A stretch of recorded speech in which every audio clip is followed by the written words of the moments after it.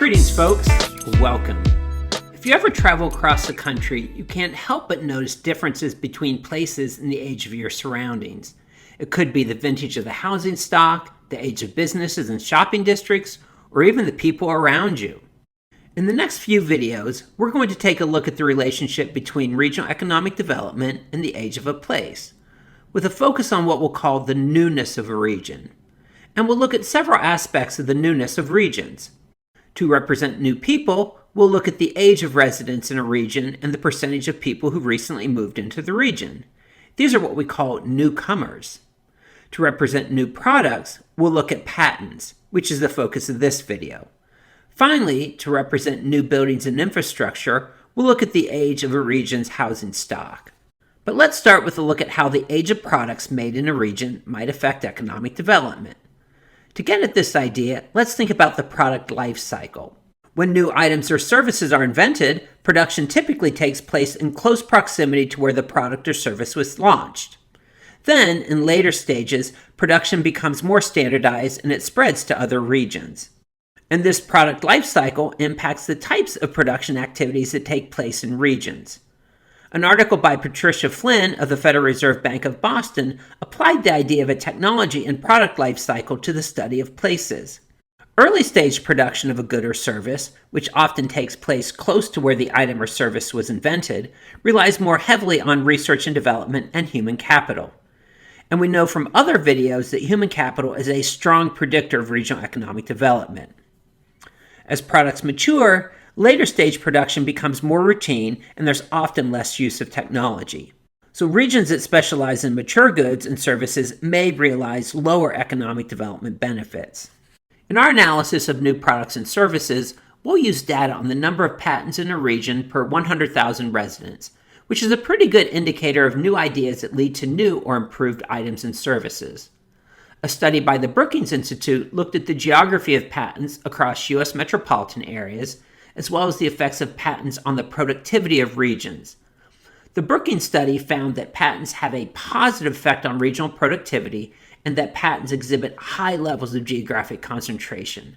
For example, 20 U.S. metropolitan areas were home to about 1/3 of the patents they studied. I collected data on patents to examine impacts on regional economic development, and here's a list of the top 20 U.S. metropolitan areas for patents per 100,000 residents as of the period 1990 to 1994. I used data from the early 1990s because our indicators of economic development represent the growth of good jobs from 1990 to the mid-2000 teens. So the idea is to look at how things back in the early 1990s affected economic development moving forward. The top 5 metropolitan areas for patents were Midland and Bay City, Michigan, Rochester, New York, Trenton, New Jersey, and San Jose, California. Of course, San Jose is the heart of Silicon Valley, Midland, Michigan is home to Dow Chemical, and Kodak was located in Rochester, New York. The top 20 list also includes some metros that are well known for manufacturing, places like Oshkosh, Wisconsin, Elmira, New York, and Rockford, Illinois. Here's a scatter plot that shows the relationship between the economic development of U.S. metropolitan areas and the number of patents per 100,000 people. The Economic Development Index, shown on the y-axis, is a combination of the employment, income, and employment persistence indices, so it's a measure of the growth of good jobs in a region. In the right-hand side of the figure, you see the top places for patents. For example, Midland and Bay City, Michigan, and Rochester, New York. When looking from side to side, you might also notice that most regions have very few patents per 100,000 residents. In other words, most of the points in the scatter plot are close to the left-hand side. A pattern of most places having very few patents, and a few regions having considerably more patents, is consistent with a high geographic concentration of patents as found in the Brookings study. The trend line has a slight upward slope, but it's shown as a dashed line to indicate that the relationship is not statistically significant.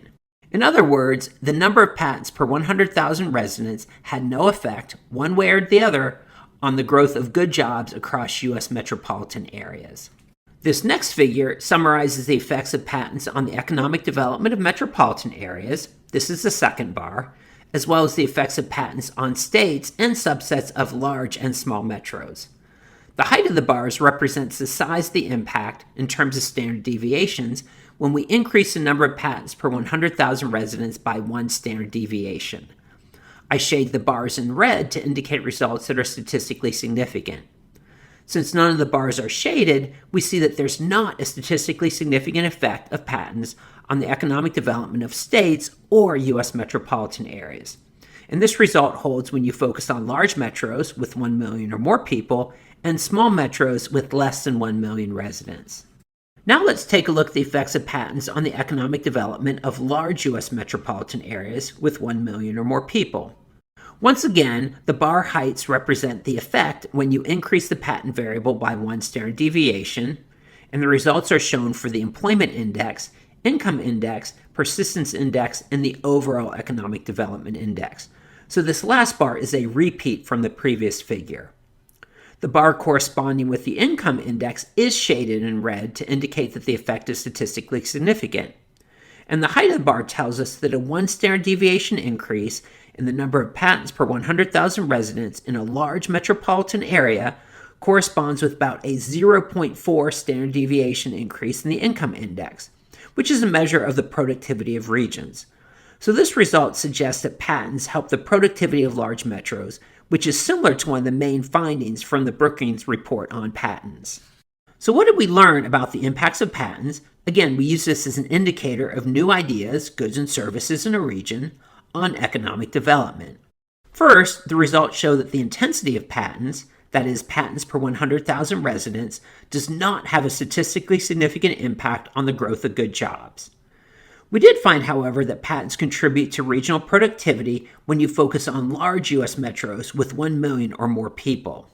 And I should point out that this result of a positive effect on the income index of large metros is similar to what we found in the analysis of other regional indicators such as college attainment, the creative economy, and technology-based companies. So this finding related to patents sort of continues the story about the importance of things like human capital, technology, and now new ideas on the economic development of the largest U.S. metropolitan areas. But I have to admit that this result, or should I say mostly non-result, of patents on economic development comes as somewhat of a surprise. In other words, I might have expected patents to have more of a pronounced effect on the growth of good jobs in a region. But there are a few possible explanations for this somewhat unexpected result. First, patents are very scarce, to the tune of about 1 per 1,000 residents in even the top places for patents. By comparison, an indicator such as college attainment shows considerably more abundance, with about 400 per 1,000 residents in the top regions for human capital. Second, I treat all patents the same in my analysis. And although some patents are game changers and lead to entirely new products or services, other patents have considerably smaller impacts. If I distinguish between types of patents, the results might be different. Finally, even though some of the theories related to technology life cycles suggest that early-stage production happens near to where products are hatched, it's possible that some of the most successful patents may have impacts that extend to other regions. If that's the case, then our analysis will not pick up the effects of patents that are registered to a single region on economic development that happens elsewhere. I'll certainly have more to say about the newness of regions and how it affects economic development in a second video, but for now, let's end with a few key takeaways. First, regions can be described by the newness of their products, people, and buildings. As I mentioned at the beginning of this video, one of the first things you might notice when visiting a different place is the vintage of the housing stock, shopping and commerce areas, and even the age of the people. Second, patents exhibit high levels of geographic concentration, and they contribute to the productivity of large U.S. metropolitan areas. Stay tuned for a look at the impacts of new people and buildings on the economic development of U.S. regions.